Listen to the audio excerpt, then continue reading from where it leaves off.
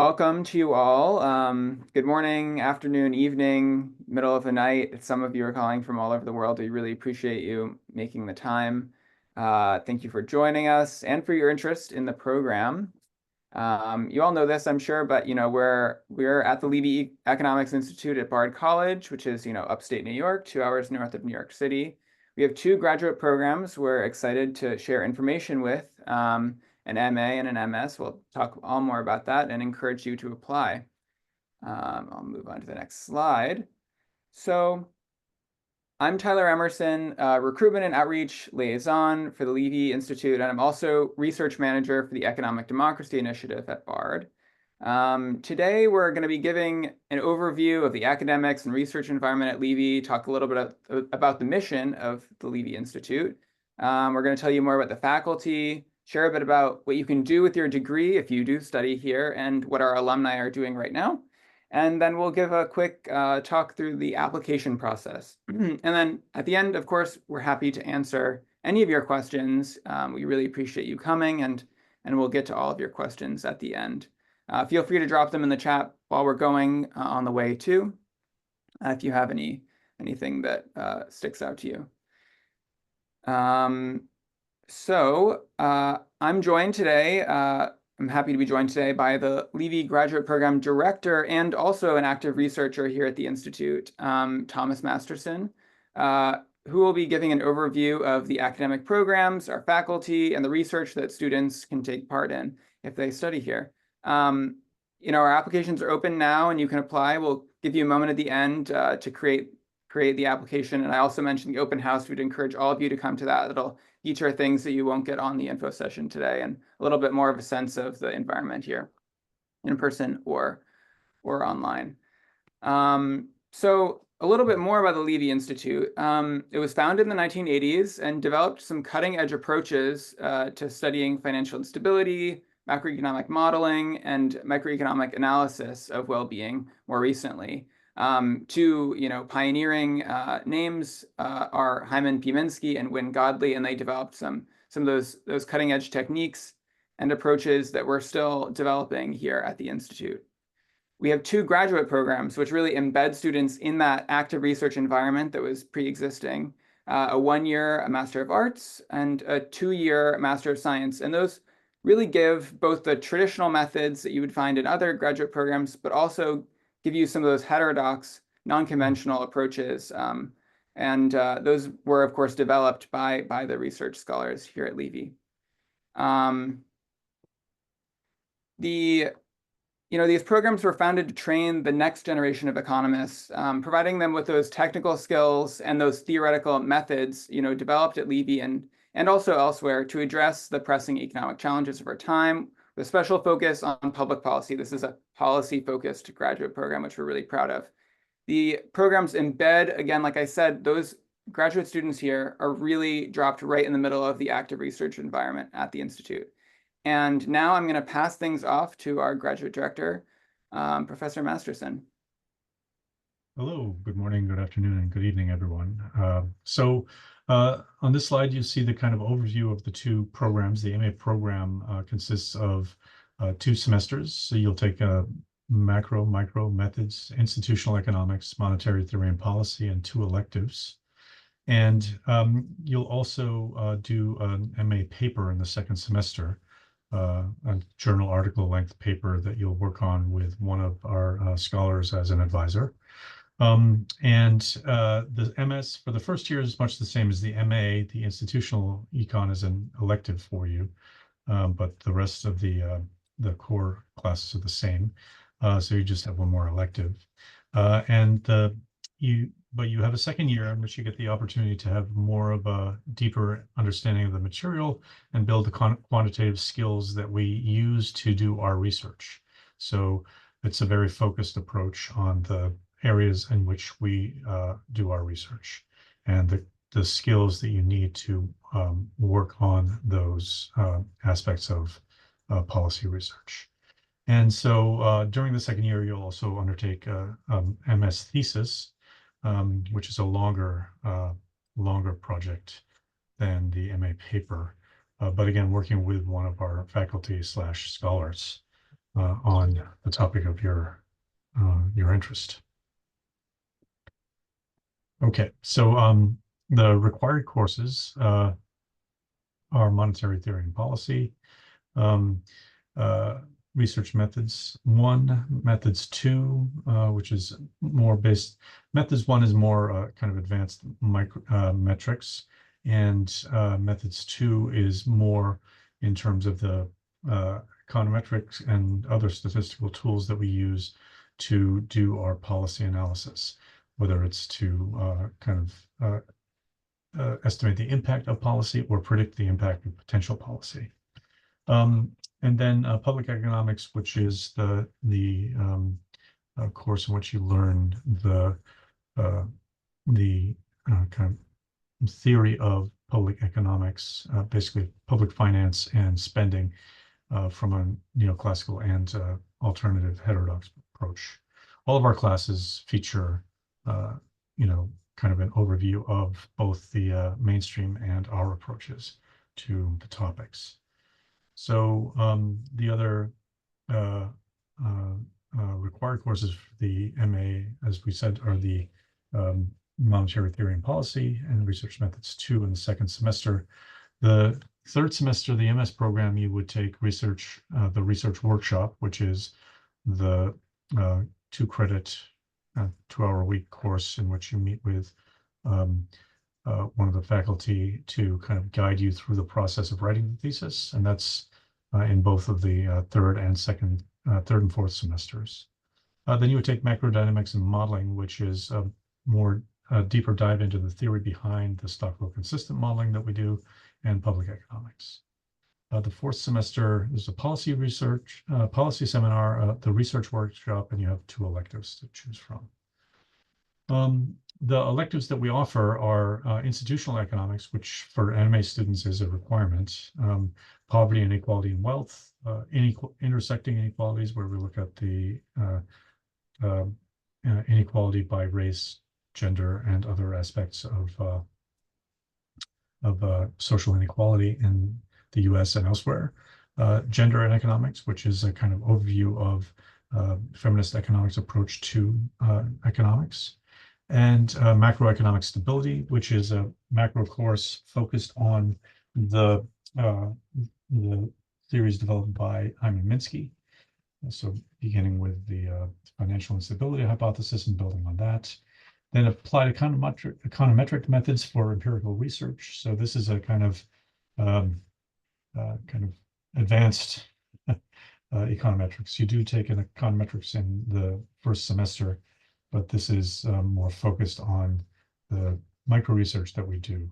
And then inequality across time and space, which is kind of a fancy term for economic history and development course, focused specifically on the question of inequality among regions, countries, within regions, countries over time.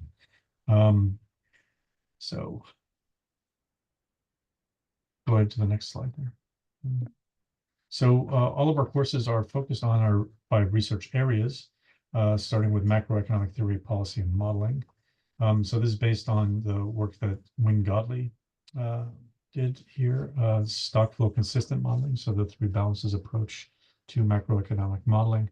Dimitri Papadimitriou, Gennaro Artezza, and Giuliano Iajima are the people who are working on this on strategic analyses for the US and Greece and other countries. Secondly, monetary policy and financial structure, which is based on the financial instability work that I mentioned that Hyman Minsky did while he was here, as well as the modern monetary theory that Randy Ray has developed. And then the distribution of income, wealth, and well-being. That's my home, where I work with Ajit Zacharias, Fernando Rios Avila, and Ashma Sinha. We produce estimates of a comprehensive income measure for the US and other countries that incorporates, instead of property income, an annuity from net worth of households, as well as spending by the government on things like education and infrastructure, and the value of household production. Related to that, we've produced most recently a model for the BLS, Bureau of Labor Statistics in the US, that allows them to estimate the consumption value of household production for households in the US, in addition to consumption expenditures. The gender equality and time poverty section has the same cast of characters as the prior one. So we're working on this as well. And the main research program in this area is the Levy Institute measure of time and income poverty, where we recognizing the fact that poverty thresholds assume that there's an individual in households at the poverty line who is devoted full-time to doing household production work.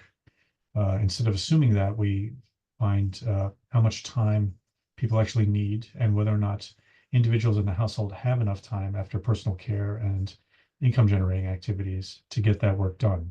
And so we adjust poverty thresholds for households where the time isn't there. So how much extra income would those households need to purchase market substitutes so that they actually enjoy the standard of living that the poverty threshold is supposed to represent? So that's our measure in a nutshell. We've done that for over a dozen countries at this point. Most recently, we finally did it for the US. And finally, employment policy and labor markets, which has some links with some of our other areas, all the other areas actually. And this is based on the work of Hyman Minsky, who in looking at poverty, identified unemployment as the source of poverty.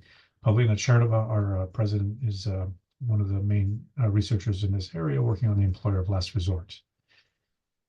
So go on to the next slide. So speaking of Paulina Chernova, she is the president of the Levy Institute, and some of her highlights are a new book, The Case for the Job Guarantee.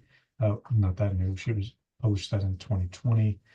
She's done research including on monetary policy, public policy, and the COVID economic crises, and a two-time grantee from the Institute for New Economic Thinking for her work on fiscal policy, job creation, and public goods provisioning. Randy Ray, as I mentioned, has done a lot of work on modern monetary theory, and he's written a book about why Minsky matters. The financial crisis in 2007 was a Minsky moment, but since then, people have Minsky has kind of faded from the minds of economists around the country, but he shouldn't, because there's another one coming eventually. Modern monetary theory and understanding modern money are books that he's written on modern monetary theory. And finally, Zacharias, my boss in the Distribution of Income and Wealth program. So he headed the program with the Bureau of Labor Statistics that I mentioned, and he was, one of the contributors to the conceptual formulation of our economic well-being measure, as well as the time and income poverty measure.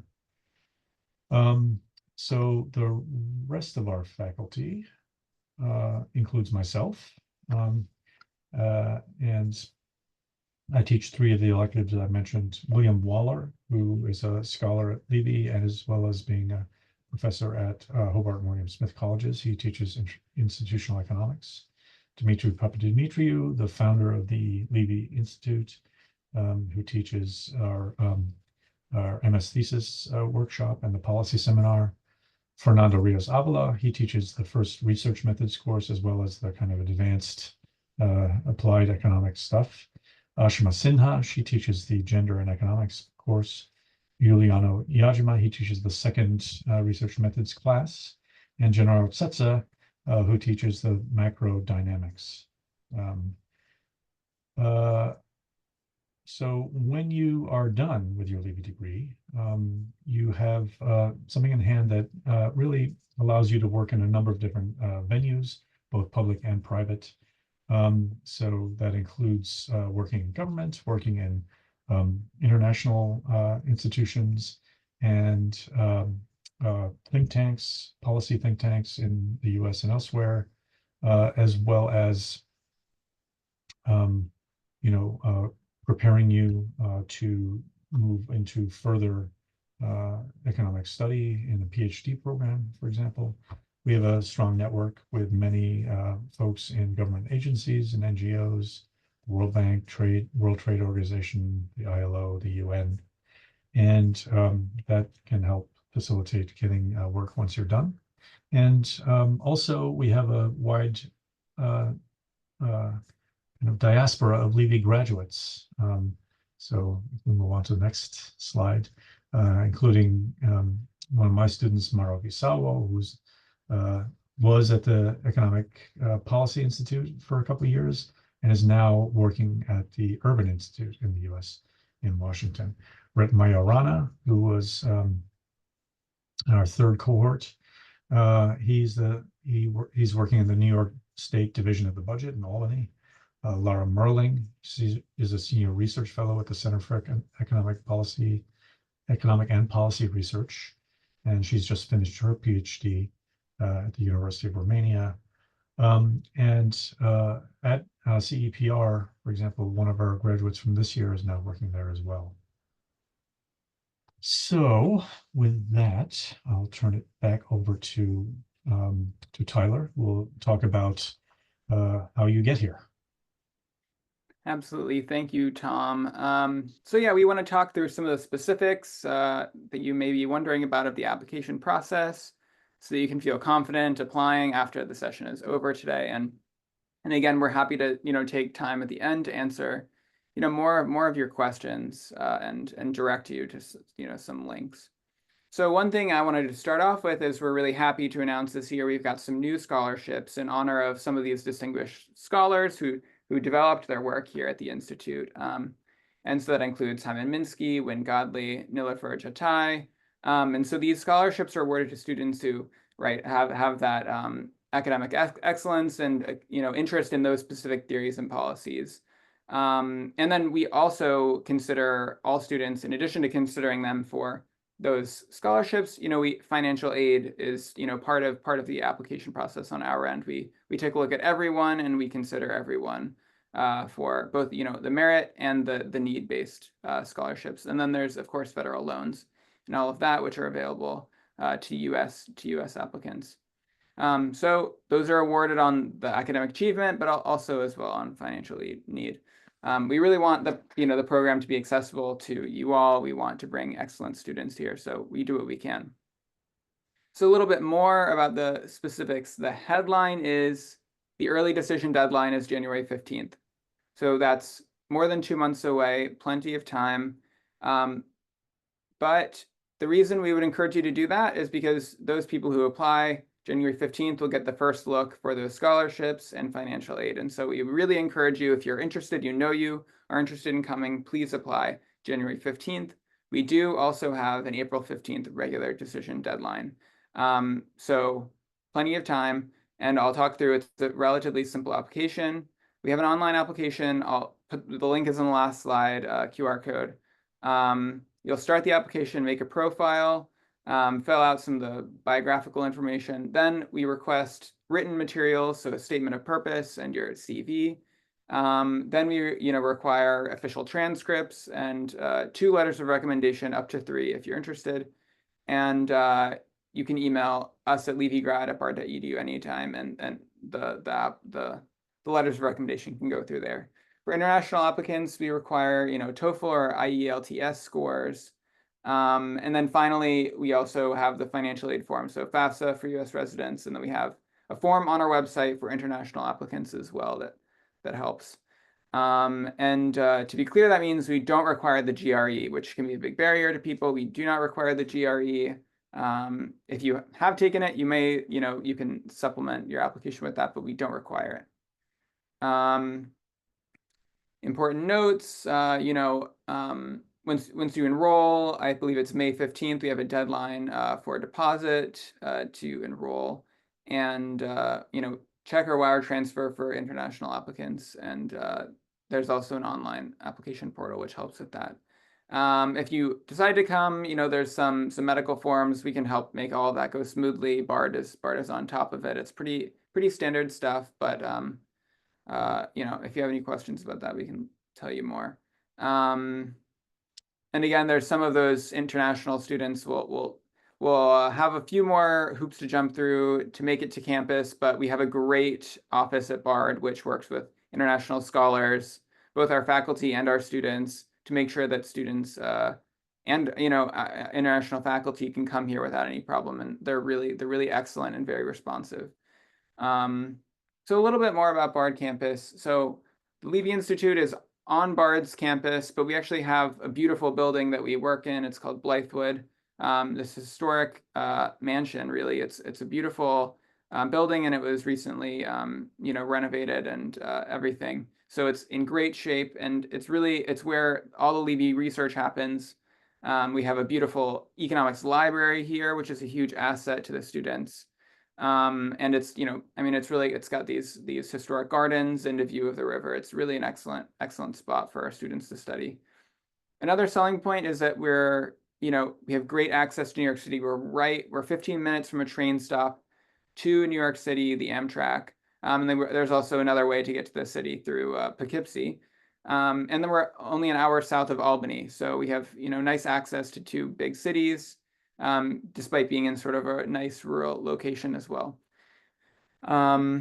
So that's really nice for bigger events, conferences. Travel is great. So we have bus and train connection directly to those major cities.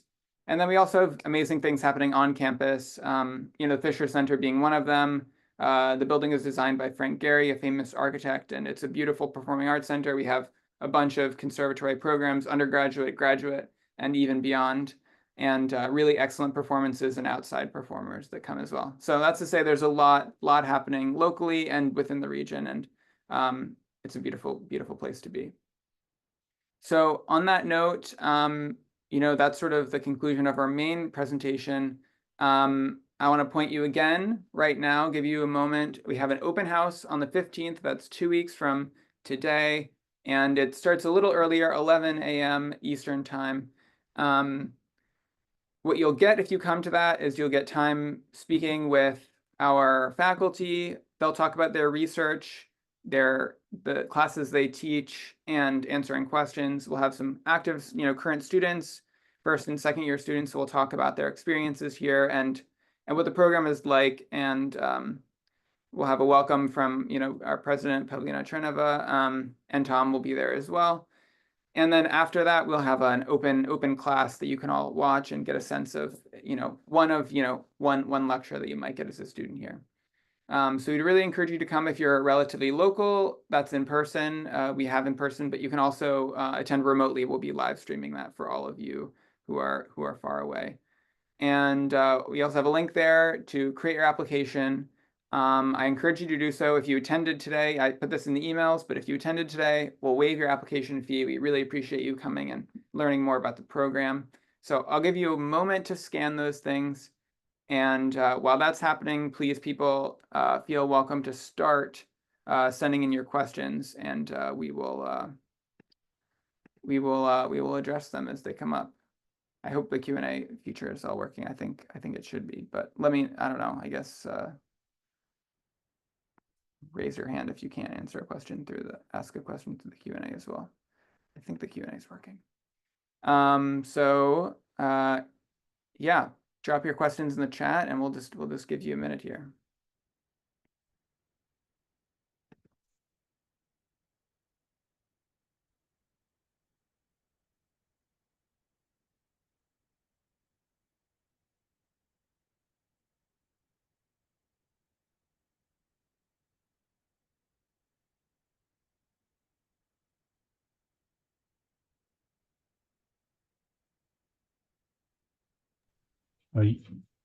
Either one of us could answer this question, I suppose. Tyler, you want to? Sorry, I'm not seeing it on I'm trying to see where I got it. I couldn't find the Q&A window, but I'm on it now. Yeah. So Edward was asking about scholarships, and there's not an individual application for individual scholarships. We award those based on our criteria and the applications that we get. So. Yes. Okay. Sorry, I was having a hard time. It was hidden behind my windows here. I'm sharing screens and everything. Yeah. Yes. Thank you.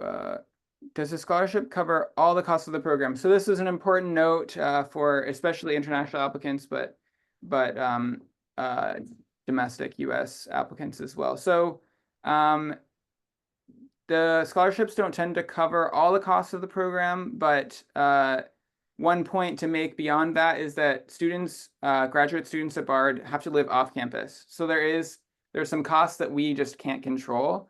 Unfortunately, it's the way it is.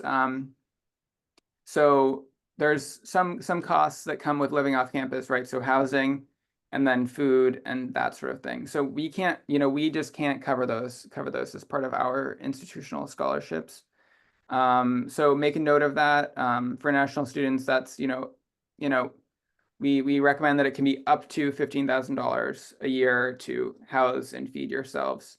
I'm sorry to say, that's just the way it is, but so build that into your calculations. But we do, on our end, we do everything we can to make it so that qualified applicants, both on the merit and the need side, are, able to come. Yeah. So yeah, again, to the question here, from another student. Yes, the same.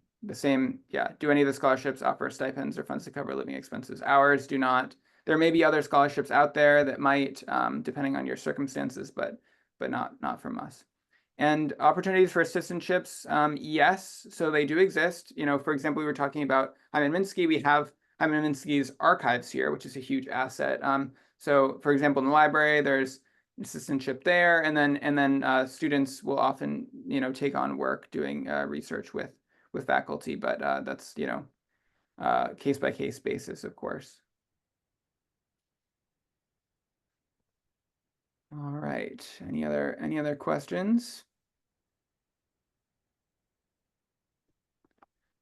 Okay. This is a great question. So you have a major in anthropology and political science, so not a major in economics.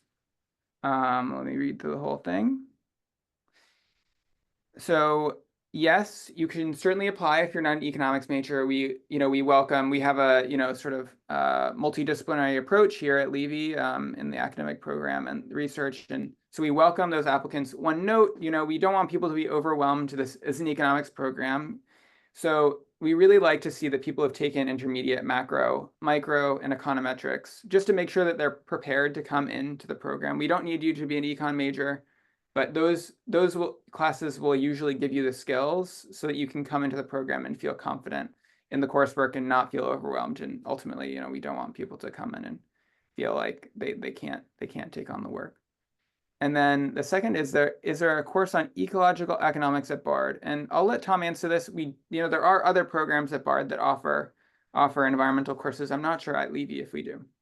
Yeah, we don't have an ecological economics course at Levy. There is an MBA in sustainability program at the Center for Environmental Policy at Bard.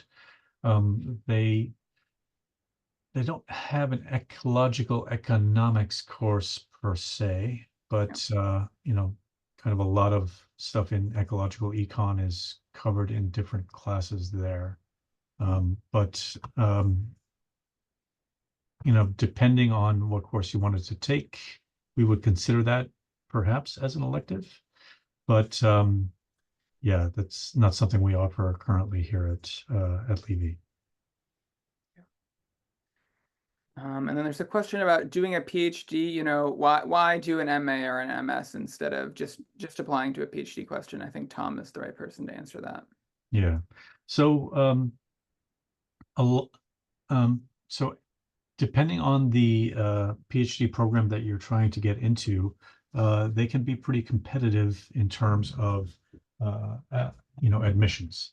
And the course, the having an MA in hand gives you proof that you're capable of doing research at the doctorate level, which is certainly true of the MA paper as well as of the MS thesis. So the MS might be overkill if you want to move on to a PhD, but either one will equip you and kind of set you apart from the pool of other admissions candidates for PhD programs that have not gotten a master's degree already in econ. Yeah. And it's a good way to kind of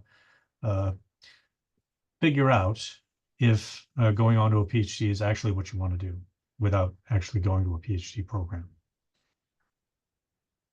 Yeah, great. Okay. Thank you, Tom. Okay, another question.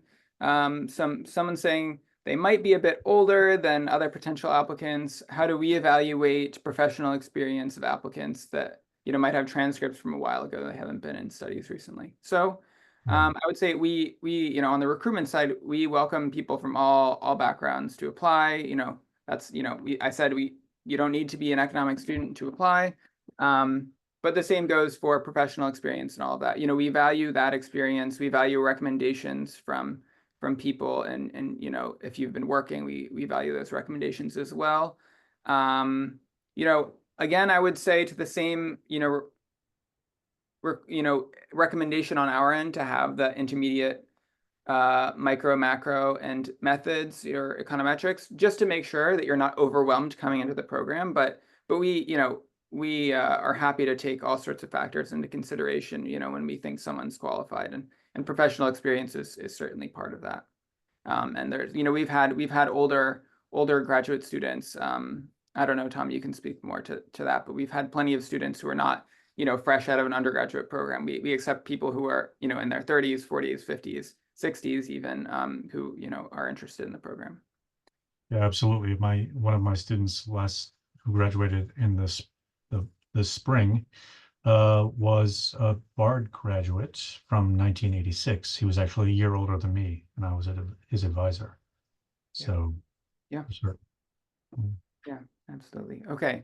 We have a question here. It was mentioned on the website, those who attended this meeting would be considered for the fee waiver. Absolutely. Yeah, so I have tracked who's attended this meeting, and in your Slate profile, when you make your application, I will go in there and I'll make it so you don't have to pay a fee. So it'll be free for you to apply. We want to lower that barrier for everyone who's shown, demonstrated their interest like you all. We really appreciate you coming. So yep, I'll go in there and I'll make sure that you don't have to pay your fee. If for some reason I missed that, please send an email to the Levy grad email and we'll fix that. That's not a problem. Just let me know. But I'm gonna be on top of that and make sure that everyone who was here will not have to pay that. And then yeah, so that's all on my end. I'm taking care of it. That's all to say. Can we give more information about the English requirements for international students? So like I said before, there's the IELTS and then there's the TOEFL. If you have another form of proof, of your English, then, we can consider that in addition to those. I'll also say if we've had some students ask in the past, this isn't this question, but if you went to an undergraduate institution that was taught fully in English and you have some proof of that, then we take that into consideration as well. I don't know if we have an exact, score requirement, if Tom can speak to that, but yeah, those are the, it doesn't have to be both of those tests. It's, one or the other.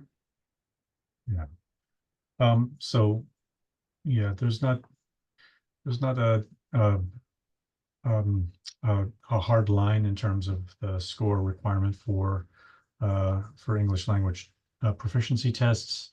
We definitely, our our instruction is in English, and most of the readings, all of the readings pretty much that you'll have are in English, and it's, a considerable amount of reading. So your ability to read English and write English are very important. Speaking English as well, but it's certainly not quite as important in terms of the requirements.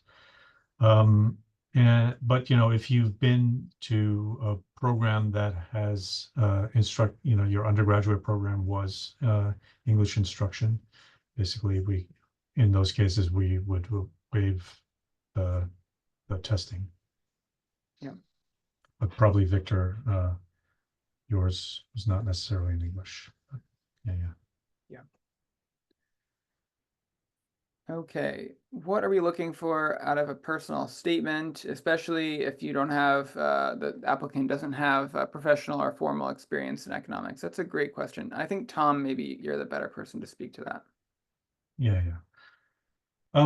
Basically what we're looking for in the personal statement is, a clear idea.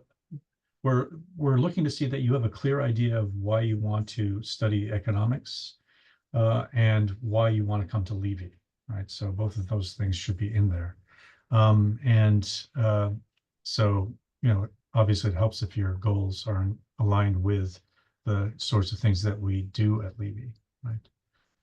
So those are the basic things. Less professional formal research experience in economics. Yeah. So in your case, Amar, I would say, you would include in your personal statement what has kind of inspired you to move from what you have been doing to wanting to move into economics. Yeah. Great.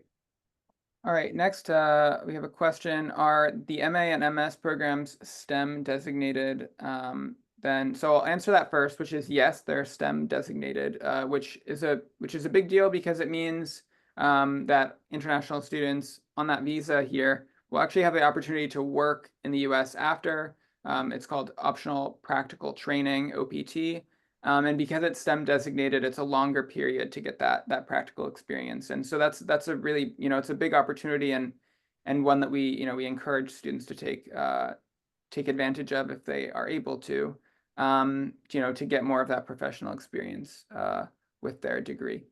What are the major differences between the MS and the MA programs, and are there advantages of one over the other? I think we talked a bit about the coursework. The first year coursework is similar. It's not exactly the same, it's similar. The MS program, of course, you get that second year, which has more core courses, more time for electives to hone your research interests, and a full year to dedicate to your research. Tom can jump in and say more about that if you'd like. Yeah. So the first major difference between the two programs is what they were designed for. This particular MS was designed as a terminal degree, right, for people who wanted to move into policy research and advocacy in economics. So working in government or NGOs or the kind of multilateral institutions like the World Bank and IMF or the ILO, that kind of place.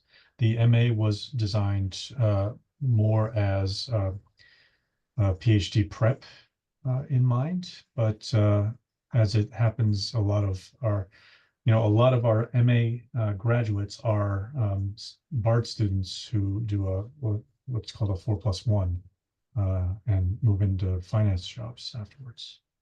But there's no rule about what you can do. The MS is just a deeper and more rigorous kind of, because it's more training in economics. So. Yeah. Okay, next question from Kias, based in Pakistan. Their graduate and undergraduate courses are taught in English. Is there a possibility that you can show language proficiency certificate? Yes, if your program is taught in English, we certainly take that into consideration. We like formal proof of that. So if you can get that, that's very helpful to us.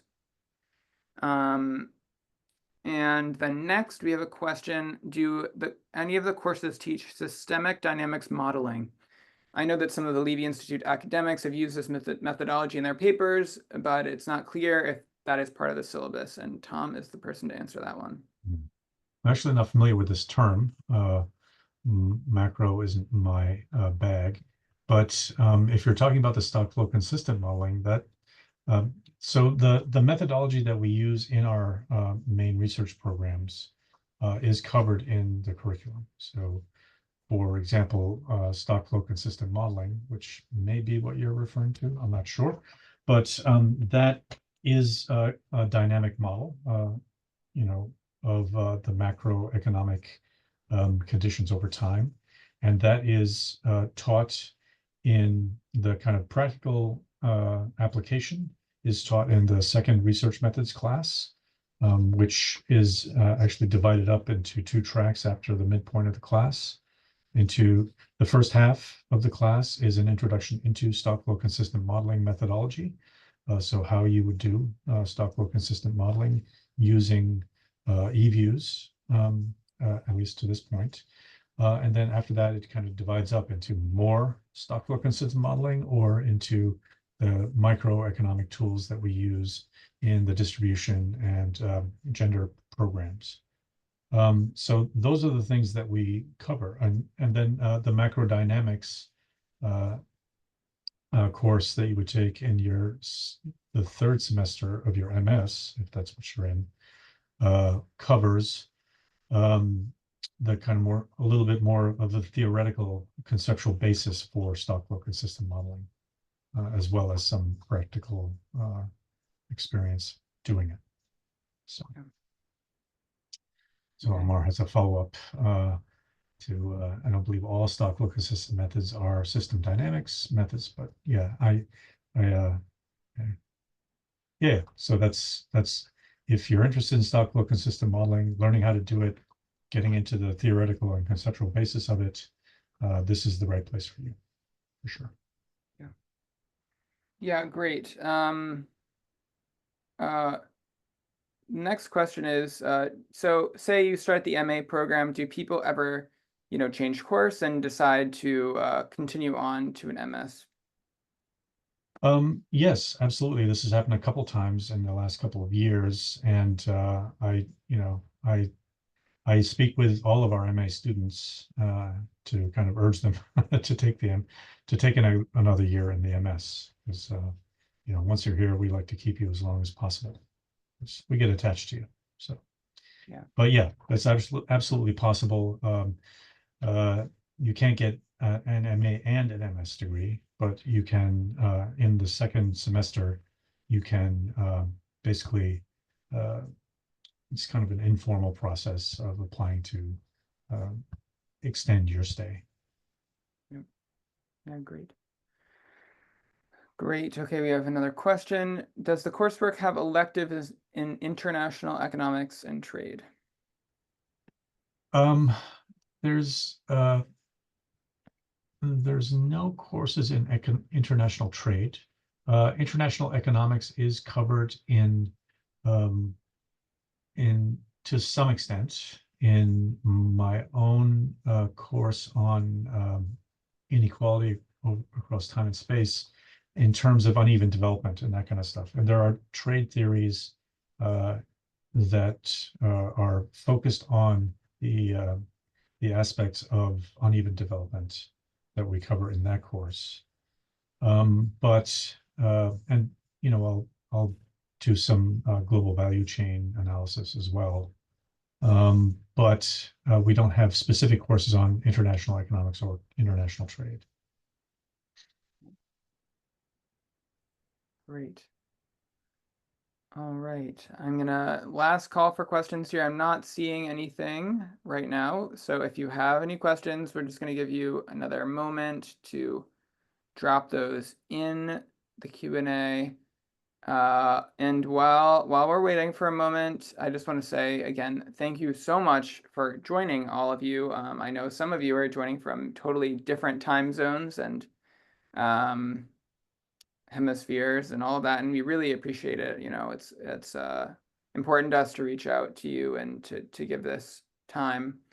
So while we're waiting, just one more moment, please register for the open house. I think that will give you something that you're not getting today, which is more of a sense of the environment here, what the other faculty are like, what it's like to be a student here. You'll hear from current students, and also that open class, so you can watch and see what it's like. I think that'll be a really nice opportunity if you're seriously considering coming. I really do encourage you to join for that. And you can also just take a moment right now. You can scan that QR code and just start your application, create your profile. It takes like 2 seconds. It's basically what you had to do to register for this webinar. It's basically the same form.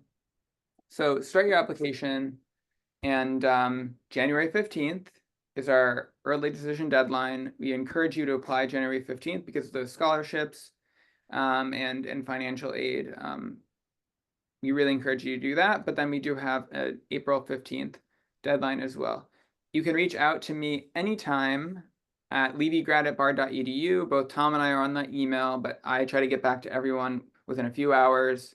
We are happy to answer your questions. If something's not working with the application, you're not sure, you're missing something, you have a question, whatever it is, you can always reach out. We're happy. And we're also happy to meet one-on-one with any of you that have an interest, serious interest in coming, and you're thinking through your options. We're happy to take 15 minutes and just chat with you about your interests and all of that. You know, we like to do that with students who are interested, to get to know them and know their interests before we see their application. So again, if you're serious, you know, send us an email and we'll try to find a time to make that happen.